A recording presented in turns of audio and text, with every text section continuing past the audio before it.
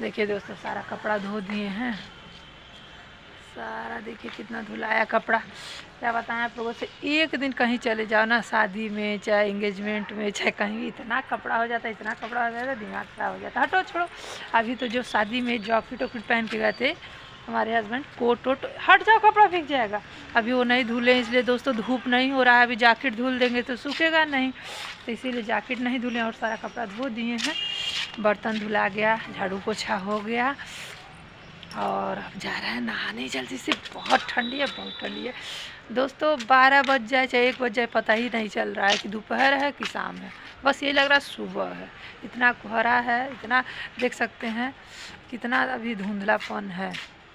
अभी आज तो थोड़ा सा उजाला भी है, छत पे आए हैं, सारा कपड़ा वपड़ा धो के डाल दिए हैं। इधर यहाँ से देखिए स्टार्टिंग है, सारा कपड़ा धो के डाले हैं पूरा।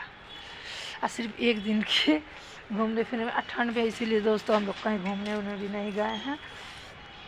बहुत ठंड है, बच्चे बीमार पड़ जाएंगे, क्या फ़ायदा। अब जा रहे हैं, तुरंत नहाएंगे, नहा के खाना बनाएंगे। सुबह बच्चों को दे दिए हैं चना और चाय दे दिए थे नाश्ते में, चना चाय और ब्रेड सेक दिए थे। और अब बजने वाला 9:30 क्या 10 बजने वाला, 10 बजने में 10 मिनट कम ही है।